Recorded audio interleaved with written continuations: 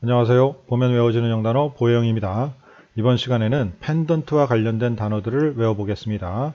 펜던트가 뭐죠? 펜던트 이렇게 생긴 것이죠. 목에 걸린 펜던트 잘 보이시죠? 이걸 목걸이 넥클리스라고도 합니다. 펜던트는 목걸이 같은 추 모양의 장식을 말합니다. 샹들리에도 펜던트에 속합니다. 샹들리에라고도 하고 펜던트라고도 합니다. 즉 매달려진 장식을 통칭해서 펜던트라고 하는 것이죠. 이렇게 생긴 장식도 펜던트라고 하겠죠. 그럼 펜듈럼은 뭘까요? 펜듈럼은 추입니다. 이렇게 생긴 것이죠. 즉 일반적인 추는 펜듈럼이라고 하고 장식이 달려서 뭔가 값어치가 있는 것은 펜던트라고 하는 것이죠. 어쨌든 두 단어 모두 펜드라는 단어가 들어있네요. 바로 펜드가 어원입니다. 펜드는 매달다라는 동사입니다. 어원이면서 실제 쓰는 단어입니다. 그럼 펜드가 들어간 다른 단어들은 어떤 단어들이 있을까요? 펜드, 매달다가 들어간 단어들 중에서 가장 많이 쓰이는 단어들을 추렸습니다. 시험에도 잘 나오고 실생활에도 많이 쓰이는 단어니까 다 외워야 되겠죠. 먼저 depend부터 알아보겠습니다. 이렇게 펜드가 들어있는 단어들은 매달다의 뜻이 있는데 당연히 펜던트를 매다는 것이겠죠. 접두사 D는 down, 즉 밑으로를 의미합니다. 앞으로 단어의 앞에 DE가 있으면 down이라고 생각하시면 됩니다. 그러니까 depend는 이런 거리에다가 펜던트를 밑으로 매다는 것입니다. 이 거리에 펜던트를 가지고 와서 밑으로 매다는 거죠. 그러면 이렇게 못에 매달려서 대롱대롱 흔들리겠죠. 바로 이 못에 의존하여 흔들릴 것입니다. 그래서 밑으로 펜던트가 매달려 의존한다는 의미가 됩니다. 즉 depend는 의존하다입니다. depend는 밑에 펜던트가 매달려서 의존하는 상황을 나타내는 말입니다. depend, 의존하다. 자, 어떻게 쓰느냐 하면 예를 들어 The plan depends on the weather 라고 하면 그 계획은 날씨에 의존한다. 즉 날씨에 달려있다 라는 뜻이죠. 이렇게 depend는 주로 depend on으로 많이 쓰입니다. 자, 정리하면 depend가 무슨 뜻이라고요? 밑으로 펜던트가 매달려 있는 의존하다입니다. 참고로 defend와 구별하십시오. defend는 방어하다입니다. P 발음의 defend는 의존하다, F, defend는 방어하다입니다. 이 depend에서 온 중요 파생어들 중에 dependence가 있습니다. 이렇게 once로 끝나면 명사입니다. 이런 전미사들은 보혜형으로 계속 공부하다 보면 저절로 알게 됩니다. 명사니까 의존이겠죠. depend의 명사형인 거죠. 이 dependence의 앞에 in을 둔 단어가 있습니다.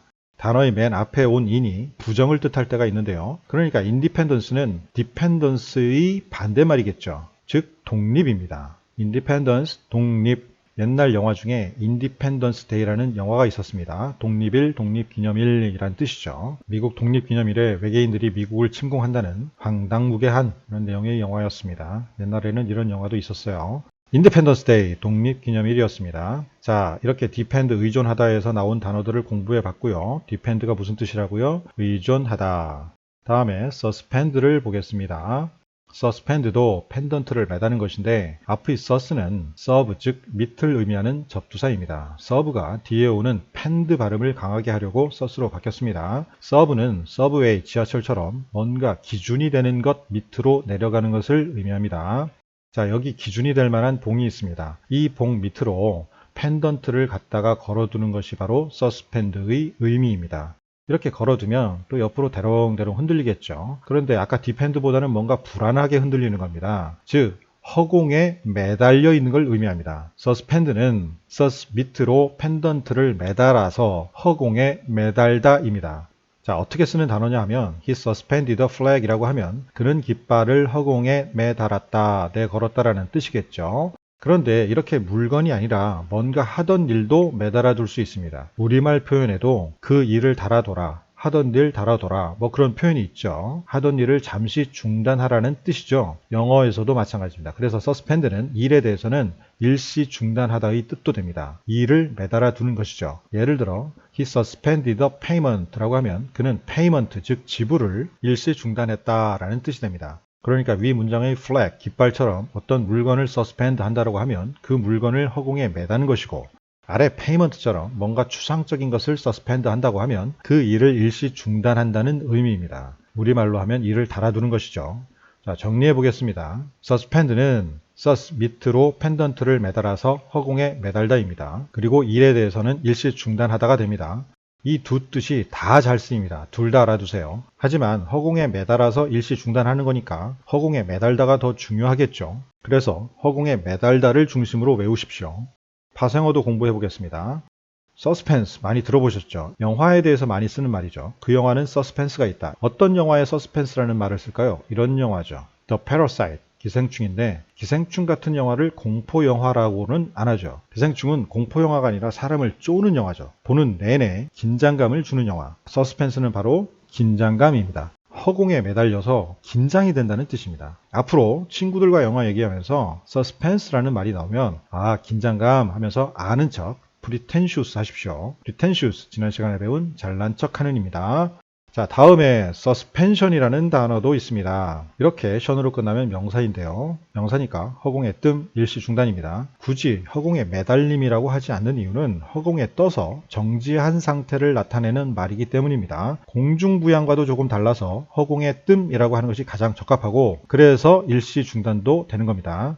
그런데 서스펜션도 들어본 단어죠. 바로 자동차에 많이 쓰이는 단어입니다. 여기 보이는 빨간색 스프링을 서스펜션이라고 합니다. 그냥 스프링이라고 안 하고 서스펜션이라고 하는 이유는 자동차를 허공에 띄워서 충격을 흡수하도록 하는 장치를 통칭하기 때문입니다. 그래서 충격 흡수의 뜻도 됩니다. 하지만 굳이 충격 흡수라고 외울 필요는 없습니다. 충격 흡수는 전문 용어로 참고만 하시고 허공에 띄워서 충격 흡수를 하는구나 라고 생각하시면 되는 거죠. 이게 바로 영어권 사람들이 생각하는 방식입니다. 허공에 띄우고 그래서 일시 중단시키고 충격도 흡수한다 이렇게 생각하는 거죠. 영어권 사람들이 한 단어를 가지고 여러 상황에 쓰는 이유가 한 단어의 의미를 이렇게 통으로 이해하기 때문입니다. 이런 식으로 배워야 영어적 사고력을 기를 수 있습니다. 자, suspend 허공에 매달다 일시 중단하다도 됩니다. 다음 impend를 보겠습니다. 임펜드도 펜던트를 매다는 것인데 앞의 임은 인, 즉 안을 의미합니다. 보통 접두사에서 안은 사람의 마음 안을 의미하는 경우가 많습니다.